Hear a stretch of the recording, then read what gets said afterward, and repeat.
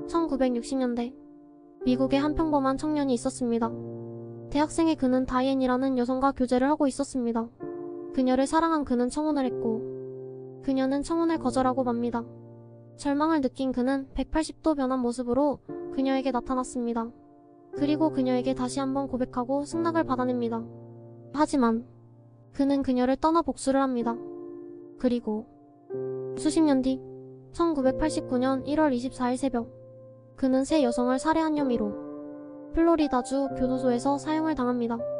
그의 이름은 시어도어 로버트 번디, 일명 테드 번디라고 잘 알려진 1970년대 미국의 유명한 연쇄살인범입니다. 1946년 11월 24일 버몬트 벌링턴의 엘리노어 루이스 코엘의 아들로 태어납니다. 20대가 된 테드 번디는 퓨젯 사운드 대학교에서 1년을 공부하다 워싱턴 대학교로 편입해 중국어를 공부하다 중퇴를 합니다. 그러다 1968년 공화당 전당대회 록펠러 대표로 참석했고 그 후 공화당 활동을 헌신적으로 수행했습니다.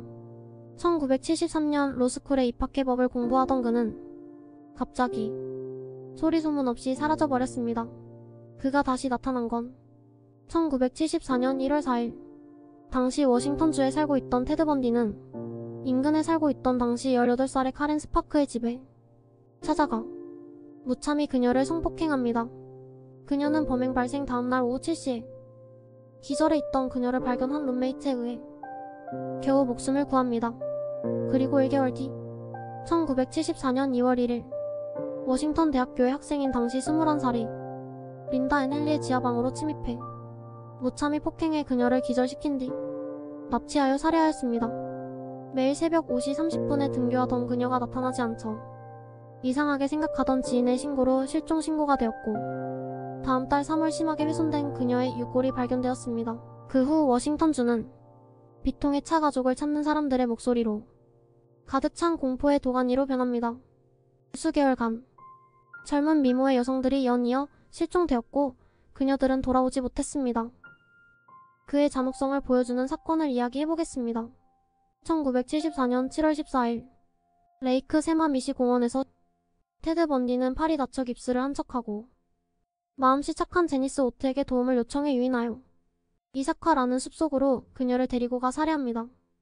그 후 얼마 뒤 첫 살인에 충분한 만족감을 느끼지 못한 테드 번디는 데니스 네스랜드도 같은 방법으로 살해합니다. 하지만 이런 그의 살인 행각은 그의 범죄 시도에서 운 좋게 도망친 캐롤 다론치의 신고로 전환점을 맞습니다. 결국 체포된 테드 번디. 법원을 상대로 그는 뻔뻔스럽게도 직접 본인을 변호하겠다고 나섰고 그의 잘생긴 외모와 시원한 태도에 사람들은 그의 무죄를 주장했습니다. 그러던 와중 그는 첫 번째 탈옥을 시도했다가 8일 만에 체포됩니다. 하지만 그는 반성하지 않고 두 번째 탈옥에 성공하여 플로리다주의 한 여대의 기숙사로 향해 마가렛 보우먼 그리고 리사 립이라는 두 명의 여대생을 살해합니다.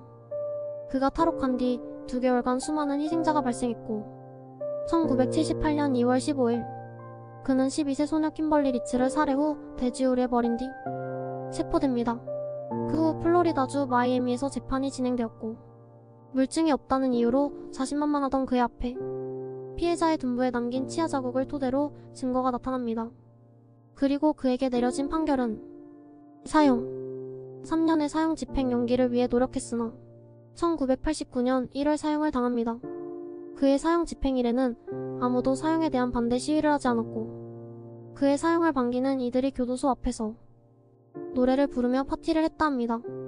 사형을 연기하기 위해 그가 자백한 피해자의 수는 30명이지만 전문가들은 100명 이상의 피해자가 있을 거라 예상합니다. 마지막으로 그가 한 말을 하나 들려드리자면 난 짐승이 아니야. 난 미치지 않았고 다중인격도 아니지. 난 그냥 보통의 한 사람이야. 라고 했답니다. 그런데 말입니다. 테드, 당신은 짐승이 맞고 당신은 미쳤고 다중인격이 맞습니다. 당신은 그저 악랄한 한 살인자입니다.